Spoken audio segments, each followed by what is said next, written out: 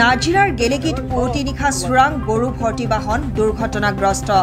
পুৱতি নিশা প্ৰায় 2 মান বজাত চোৰাং গৰু সৰবৰাহকাৰী এখন বাহনে আৰক্ষীৰ গাড়ীৰ সৈতে সংঘৰ্ষত লিপ্ত হৈ গেলেকীৰ কলগাঁৱত দুৰ্ঘটনাগ্ৰস্ত হয়। আঠখেলৰ পৰা চোৰাংভাৱে গৰু ভৰ্তি কৰি নিয়াৰ সময়তে গেলেকী আৰক্ষীৰ টহলদাৰী দলে বাহনখন খেদা আৰম্ভ কৰে। তীব্ৰ খেদাখেদিৰ মাজতে বাহনখনে নিয়ন্ত্ৰণ হেৰুৱাই পথত মুক্তকৈ বিচৰণ কৰি থকা দুটাকৈ ঘোঁৰাক খুন্দিয়াই দিয়ে।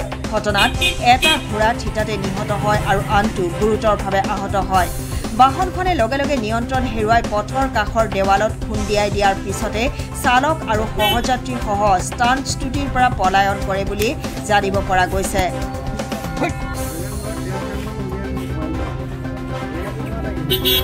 পৰৱৰ্তী সময়ত আৰক্ষী আৰু স্থানীয় লোকৰ সহায়ত দুৰ্ঘটনাগ্ৰস্ত বাহনখনৰ ভিতৰৰ পৰা 5টাকৈ গৰু উদ্ধাৰ কৰা হয়।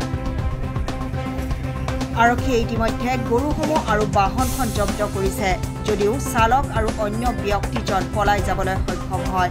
আৰক্ষী বেহুৰ পৰা পলায়ন কৰিবলৈ সক্ষম হোৱা চক্ৰটোক বিচাৰি আৰক্ষীৰ অভিযান অব্যাহত আছে।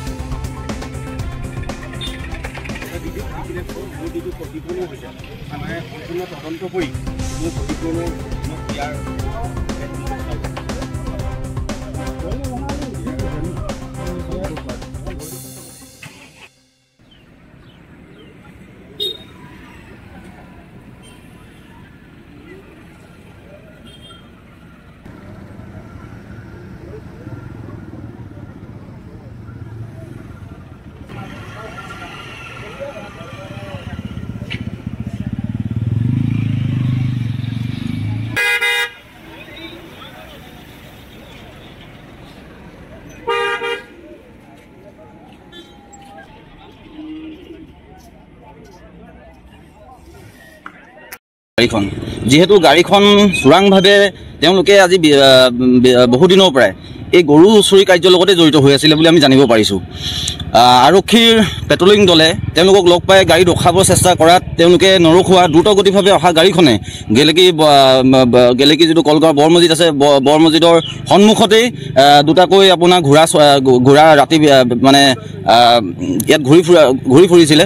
তো তেতিয়া তেওঁলোকে দ্ৰুতগতিত আহি পিনি দুটাকৈ এই ঘোঁৰাক নিৰ্মমভাৱে তেওঁলোকে দুৰ্ঘটনাত পতিত কৰিলে আৰু তাতে দুটাকৈ ঘোঁৰা নিহত হৈছে।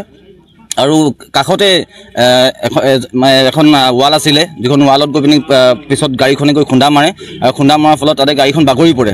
আৰু গাড়ীখনৰ ভিতৰত আটাইতকৈ ডাঙৰ কথা হৈছে কি গাড়ীখন একদম সৰু গাড়ী, কিন্তু ইয়াত 5টাকৈ ইয়াত গৰু সোমোৱাই লৈ আহিছে। কি ৰহস্যজনকভাৱে তেওঁলোকে এনেকুৱা কাম কৰি আছে। আমি আৰক্ষী প্ৰশাসনক আমি এটা দাবী উত্থাপন কৰিছোঁ, এই এনেকুৱা দুচক্ৰ যিখিনি জড়িত হৈ আছে যাতে। শিৱসাগৰৰ পৰা ফৰিদ আলীৰ ৰিপৰ্ট, নিউজ ডেইলি আছাম।